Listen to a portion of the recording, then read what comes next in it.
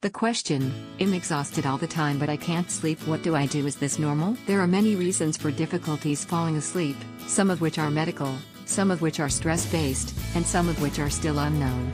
But even for people who do not have these reasons for having difficulty falling and staying asleep, many still fight a nightly battle to get the sleep they so desperately need.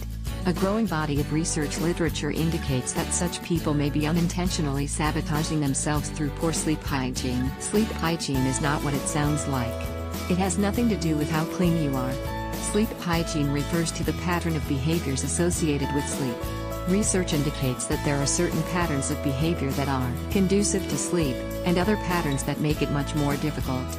With some relatively simple steps, you can improve your own sleep hygiene, making it easier to fall asleep and stay asleep. 1.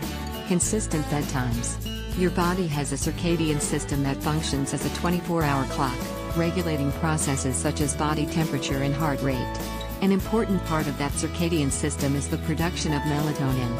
Melatonin is a chemical that your body uses internally to promote the process of falling asleep. But changing your bedtime is disruptive to this process.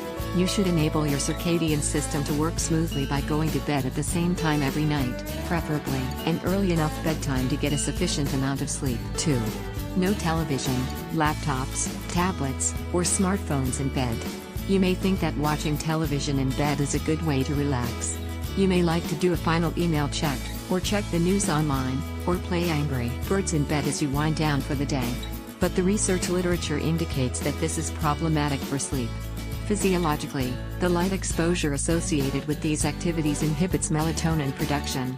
This is true for any light, but especially blue wavelength light that is common in these devices, and especially when the source of light is so close to you. Using phones in bed, in particular, has been associated with sleep disturbances. It's good policy to stop using any of these devices a few hours before bedtime. But at the very least, do not use them in bed, in part because of the next point. 3. No activity in bed other than sleep and sex. Think of Pavlov's dogs. By pairing one stimulus, meat powder, with another stimulus, bell, over and over again, he created an association between meat powder and the bell that was so strong that the dogs began to salivate when they heard a bell even if meat powder was not present. You want to take a similar approach to your bed and sleep. Strengthen that association as much as you can by pairing your bed with sleep, but not with other activities. Engaging in non-sleep activities in bed weakens that association. If you turn your bed into an office, library, and dining room, you are weakening that association. 4. No stimulants within a few hours of bedtime. Physiological arousal and sympathetic nervous system activation oppose the process of falling asleep. Any substance that has stimulant properties should be avoided before bedtime. Nicotine and caffeine are two common such substances. Everyone knows that caffeine makes it difficult to fall asleep. But not everyone knows that caffeine has a metabolic half-life of several hours, typically at least 5 hours, and sometimes more. So if you plan to go to bed at 10:30, coffee with or after dinner is generally a bad idea. People are more ambivalent about nicotine. Many people feel more psychologically relaxed after using nicotine, and may use cigarettes to gain this relaxation.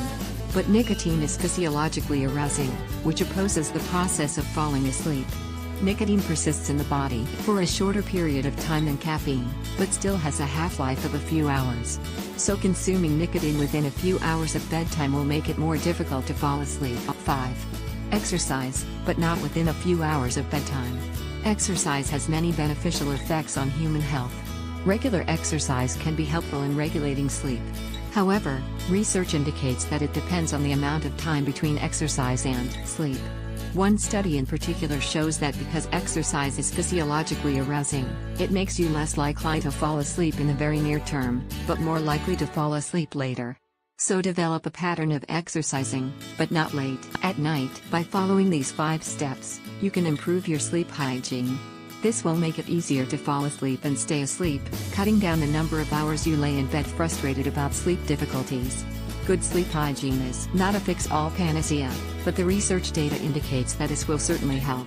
So rather than sabotage your sleep, create a set of patterns that promotes good sleep. Know when to contact your doctor. Nearly everyone has an occasional sleepless night, but if you often have trouble sleeping, contact your doctor. Identifying and treating any underlying causes can help you get the better sleep you deserve. This site can help you with the identification of your pills. Not only it will identify your pills, it will also give you a lot of information about it.